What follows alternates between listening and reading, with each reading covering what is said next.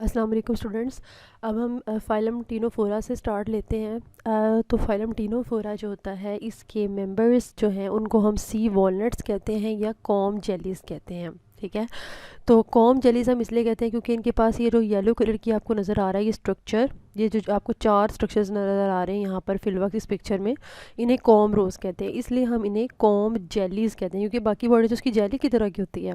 और सी वॉलनट, अखरोट जो होता है उसको वॉलनट कहते हैं। और समंदर में हमें ऐसे गोल सा ये स्ट्रक्चर नज़र आता है, ऐसा लगता है कि ये समंदरी अखरोट है। ठीक है ना, सी वॉलनट इसलिए इसको कहते हैं। इसकी 90 डिस्क्राइब स्पीशीज़ हैं और ये सारे तकरीबन मेरीन हैं। टीनोफोरन्स जो होते हैं इनकी सफेरिकल फॉर्म होती है, लेकिन कुछ जो होते हैं वो हमारे पास फ्लैट होते हैं या इलोंगेट होते हैं। तो आपके पास मैंने कुछ पिक्चर्स जो हैं वो नेट से जो है इसमें ऐड की हैं, वो देखें ज़रा आप। यहाँ पर ये देखें, ये हमारे पास फाइलम टीनोफोरा कुछ मेंबर्स हैं। आपको नज़र आ रहा है कि वॉलनट्स की तरह के हैं या ये राउंड है, कुछ जो है थोड़े बहुत फ्लैट हैं। तो ये सारे टीनोफोरन्स हैं। इनके कैरेक्टरिस्टिक्स हम देख लेते हैं। क्या इनके कैरेक्टरिस्टिक्स हैं? एक तो डिप्लोब्लास्टिक है, टिश्यू लेवल ऑर्गेनाइजेशन इनके अंदर बाई रेडियल्स मिट्रेन में होती है। एपिडर्मिस और गैस्ट्रोडर्मिस के दरमियान में जेली लाइक मिजोग्लिया होता है। इनके अंदर गैस्ट्रोवेस्कुलर कैविटी में मौजूद है। नर्वस सिस्टम जो होता है इनका एक जाल की तरह का होता है, नर्व नेट की फॉर्म में होता है इनके अंदर। इसके अलावा इनके पास एडहेसिव स्ट्रक्चर्स होते हैं जिन्हें कोलोब्लास्ट कहते हैं। अभी मैं आपको कोलोब्लास्ट दिखाती हूँ इसकी पिक्चर में। कोलोब्लास्ट को मैं इस पिक्चर से आपको समझा सकती हूँ कि ये जो पिक्चर है ये प्लूरोब्रैंकिया एनिमल की है। और इस प्लूरोब्रैंकिया के अंदर ये जो आपको ब्लू कलर का ये स्ट्रक्चर नज़र आ रहा है, ये पूरा जो नीचे तक जा रहा है, ये एक टेंटिकल है और ये इसका दूसरा टेंटिकल है। इसमें दो टेंटिकल्स हैं। इसके इस टेंटिकल के ऊपर कोलोब्लास्ट मौजूद होते हैं। ठीक है, कोलोब्लास्ट जो है वो माइक्रोस्कोपिक है, उसको ज़रा बड़ा करके इन्होंने दिखाया, वो ये स्ट्रक्चर है। तो ये है कोलोब्लास्ट। ठीक है, ये इनका जनरल करेक्टर है टीनोफोरन्स के कि इनके टेंटिकल्स के ऊपर कोलोब्लास्ट होता है। और ये कोलोब्लास्ट जो होता है ये प्रे को पकड़ने के लिए इस्तेमाल होता है। ठीक है ना। अब इसके स्ट्रक्चर को भी देख लेते हैं हम लोग। इसका जो ऊपर हेड होता है, यानी कि ये जो ऊपर वाला पोर्शन आपको नज़र आ रहा है, ये हेमी सफेरिकल होता है, यानी कि पूरा सफेरिकल नहीं है। ऐसे जैसे सर्कल को आधा कर देते हैं ना, इसलिए हम इसे कह रहे हैं कि ये हेमी सफेरिकल है। और ये जो इसका हेड है, हेमिस्फेरिकल हेड है, ये स्टिकी होता है। ठीक है, चिपकने वाला होता है।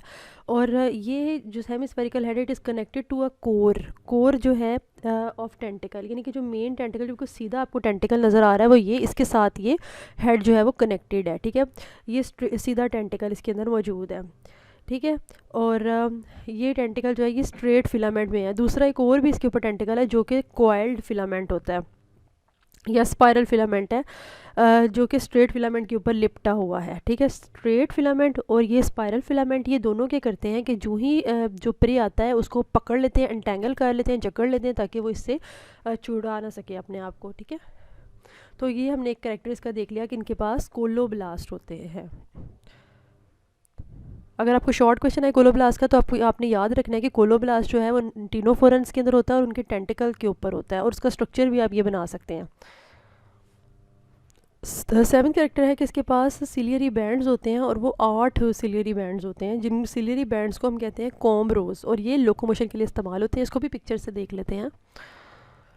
अब जो सिलियरी बैंड्स हैं वो आपको इस प्लूरोब्रैंकिया में नज़र आ रहे हैं, ये येलो कलर के, ये एक सिलियरी बैंड है। और इस सिलियरी बैंड का क्या नाम है? कॉमरो। हम इन सब सिलियरी बैंड्स को सिलियरी बैंड इसलिए कह रहे हैं क्योंकि ये बैंड की तरह के हैं और इसके ऊपर छोटे छोटे सीलिया मौजूद हैं। ठीक है, तो इस वजह से इसको सिलियरी बैंड कह रहे हैं और इसका सिलियरी बैंड का नाम है कॉमरो। ये हमें 4 नज़र आ रहे हैं इधर से, ये यानी कि सामने से 4 होते हैं और 4 पीछे बैक साइड पे भी होते हैं। तो टोटल इसके अंदर 8 कॉमरोज होते हैं। और ये कॉमरोज जो होते हैं ना, ये लोकोमोशन में इस्तेमाल होते हैं।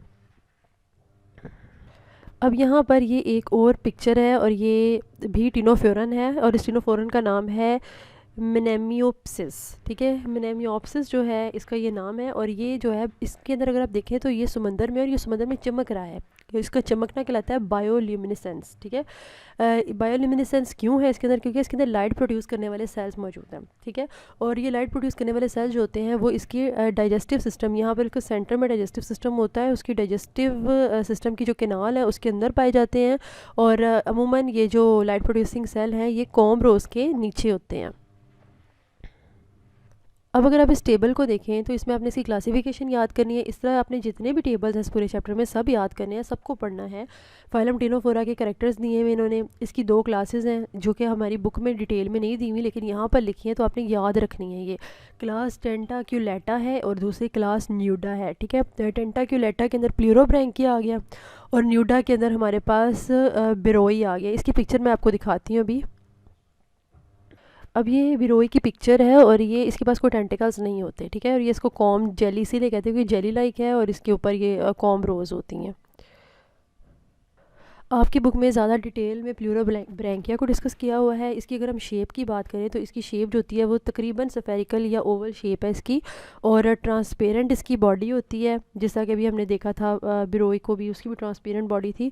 और इसका जो डायमीटर है यानी कि यहाँ से लेकर यहाँ तक इसकी लंबाई जो है वो 2 सेंटीमीटर है और ये ठंडे पानी में पाया जाता है, अटलांटिक और पैसिफिक ओशन के, ठीक है। प्लूरोब्रैंकिया जो है ये दूसरे टिनोफोरन्स की तरह इसके पास भी सीलिया के बैंड्स होते हैं जिसे हम कहते हैं कॉम्ब रोज, और ये इनका जनरल कैरेक्टर्स है, सारे टिनोफोरन्स के अंदर कॉम्ब रोज होंगे। और ये जो है इसके पास 8 कॉम्ब रोज हैं, 4 आगे की तरफ 4 पीछे की तरफ। और इसके बारे में लिखा हुआ है कि ये कॉम्ब रोज जो होते हैं इनके अंदर ये meridional sorry these are meridional bands, ठीक है। मेरीडियोनल का क्या मतलब होता है कि ये साउथ की तरफ जाते हैं, फ्रॉम नॉर्थ टू साउथ जो है, यानी कि ऊपर से नीचे की तरफ ये जा रहे हैं, ठीक है। और ये जो कॉम रोज हैं, these comb rows are between the aboral and oral pole, ठीक है। ये जो माउथ जहाँ पर दिया हुआ इन्होंने, ये हमारे पास ये पोर्शन जो है ये हमारे पास ओरल पोल है, और ये जो दूसरे वाला पोर्शन है ये एबोरल पोल है, ठीक है। तो कॉम रोज जो हैं these are present between the oral and aboral poles, ठीक है। कॉम रोज जो होते हैं इनका फंक्शन अगर हम डिस्कस कर लें तो ये लोकोमोटर स्ट्रक्चर्स होते हैं, और इनकी मूवमेंट को कंट्रोल कौन करता है, कोऑर्डिनेट कौन करता है, एक स्टैटोसिस्ट जो कि यहाँ पर इसके एबोरल पोल के ऊपर मौजूद है, ठीक है। उसके बाद जी ये जब स्विमिंग कर रहा था ना उस टाइम पर इसका एबोरल पोल नीचे की तरफ होता है और ओरल पोल ऊपर की तरफ होता है। और एबोरल पोल क्या करता है कि इसकी बॉडी को पोजीशन को डिटेक्ट करता है, और अगर बॉडी की पोजीशन थोड़ी भी चेंज हो जाए, ठीक है ना, यानी कि स्टैटोसिस्ट, एबोरल पोल पे जो स्टैटोसिस्ट है वो बॉडी की पोजीशन को डिटेक्ट करता है। अगर बॉडी की पोजीशन थोड़ी भी चेंज हो जाए तो क्या होता है कि इसके जो कॉम रोज हैं वो फिर इसकी बॉडी को दोबारा से नॉर्मल पोजीशन पर ले आते हैं, ठीक है। इसके अलावा इसके पास टेंटिकल्स मौजूद होते हैं, ठीक है। और 2 टेंटिकल्स इसके अंदर मौजूद हैं, अभी आपको बताया था। एक टेंटिकल ये है, ये बहुत ही लंबे टेंटिकल्स होते हैं, और दूसरा टेंटिकल यहाँ पर है। इन टेंटिकल्स की अगर हम पोजीशन देखें तो ये टेंटिकल्स जो हैं ये पाउचेस में मौजूद हैं। एक पाउच आपको ये नज़र आ रहा है, ये पाउच, ये वाला पाउच जिसके अंदर ये टेंटिकल है ये पाउच है। दूसरा पाउच आपको ये नज़र आ रहा है जिसके अंदर ये डार्क ब्लू टेंटिकल है, ठीक है। ये दोनों पाउचेस जो हैं ये ओरल पोल के करीब हैं, ठीक है। वैसे तो हम इधर मिड में नज़र आ रहे हैं लेकिन ये ज़्यादा करीब होते हैं ओरल पोल के, ठीक है।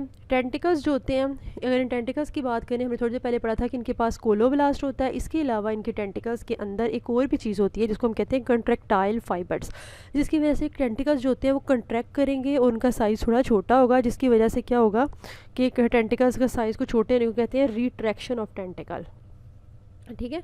तो टेंटिकल्स का क्या काम होता है कि ये प्रे को कैप्चर करते हैं, क्यों, क्योंकि इनके ऊपर कंट्रैक्टिव जो होते हैं फाइबर्स होते हैं और उनके ऊपर कोलोब्लास्ट होते हैं। इसकी वजह से क्या होता है कि जो प्रे इसके साथ चिपकेगा ना टेंटिकल के साथ, तो वो इसके साथ चिपक ही जाएगा, क्योंकि टेंटिकल जो है वो कंट्रैक्ट करेगा तो वो प्रे उसके साथ चिपक जाएगा। और साथ ही साथ इसके ऊपर कोलोब्लास्ट है जो स्टिकी स्ट्रक्चर्स हैं, उसके बारे में डिटेल में भी आपको बताया था, वो भी प्रे को पकड़ लेंगे, ठीक है। उसके बाद नेक्स्ट उन्होंने इंजेक्शन के बारे में बात की कि इनका खाना खाने का तरीकाकार क्या है। इसके अंदर इंजेक्शन का तरीकाकार ये है कि जब टेंटिकल्स के ऊपर फूड लग जाता है तो ये जो टेंटिकल है इसका ये अपना फूड जो होता है ये माउथ की तरफ ले जाता है और अपने ऊपर से फूड को उतार देता है या वाइप कर देता है, और वाइप करके किसके पास ले जाता है, माउथ की तरफ फूड, ठीक है। फिर जो फूड होता है वो माउथ से होता हुआ इसकी गैस्ट्रोवेस्कुलर केनाल या गैस्ट्रोवेस्कुलर कैविटी के अंदर चला जाता है, वहाँ पर डाइजेशन होगी, लेकिन इनकी गैस्ट्रोवेस्कुलर केनाल जो होती है वो ब्रांच्ड होती है, ठीक है। यहाँ पर अगर आप देखें तो इसके गैस्ट्रोवेस्कुलर केनाल में कितनी ये ब्रांच हुई है, देखें यहाँ पर गैस्ट्रोवेस्कुलर केनाल्स लिखा हुआ है, यहाँ पे देखें इसकी ये भी एक ब्रांच है, एक ये भी ब्रांच है, इसकी बहुत सारी शाखें होती हैं, ठीक है। तो गैस्ट्रोवेस्कुलर केनाल्स इनके अंदर ब्रांच्ड है। कुछ कैनाल्स ऐसी भी हैं जो ब्लाइंड हैं। अगर मैं इस कैनाल को देख लूँ, देखें ये भी एक कैनाल है, तो ये बिल्कुल बंद है। ब्लाइंड का मतलब होता है वो कैनाल जो आगे से बंद होती है। तो इनकी ये हमने देख ली। और इसके अलावा इनके अंदर जो एनल कैनाल्स जो होती हैं वो भी मौजूद होती हैं। और वो एनल कैनाल्स जो होती हैं वो एपिकल सेंस ऑर्गन के पास होती हैं। एपिकल का मतलब होता है टॉप पे सेंस ऑर्गन कौन सा है इसके अंदर, स्टेटोसिस। स्टेटोसिस के पास जो है कुछ जो है कैनाल्स मौजूद हैं। और वो कैनाल्स, ये देखें ये भी कैनाल्स हैं, लेकिन ये जो कैनाल्स हैं जो बिल्कुल स्टेटोसिस के करीब है वो हैं एनल कैनाल्स, ठीक है। और वो एनल कैनाल जो है वो बॉडी के बाहर से एक ओपनिंग के ज़रिए से खुलती हैं, यहाँ से भी खुलेगी, यहाँ से भी खुलेगी, तो उन्हें कहते हैं एनल पोर्स। इसका मतलब है कि इनके अंदर एनल ओपनिंग मौजूद है और इनके अंदर जो वेस्ट होते हैं वो इस एनल ओपनिंग के ज़रिए से बाहर निकाल दिए जाते हैं। समटाइम्स जो वेस्ट होते हैं वो माउथ के ज़रिए से भी वो बाहर निकाल देते हैं अपने, ठीक है। अगर हम इनकी रिप्रोडक्शन की बात करें उसके बाद, तो ये मोनोइशियस है। मोनोइशियस का मतलब है कि इनके अंदर ही जो मेल रिप्रोडक्टिव सिस्टम और फीमेल रिप्रोडक्टिव सिस्टम मौजूद होता है।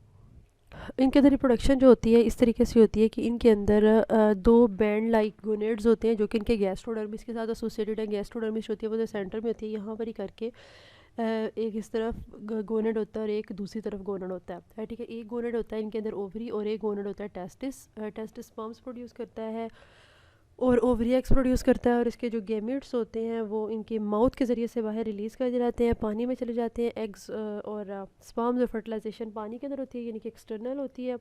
और फर्टिलाइजेशन के नतीजे में जो लार्वा बनता है वो इनका बड़ा फ्लैट सा लार्वा होता है। तो स्टूडेंट्स ये चैप्टर कंप्लीट हो गया। फर्दर फाइलोजेनेटिक कंसिडरेशंस जो हैं ये आपने खुद करनी है। अल्लाह हाफिज़।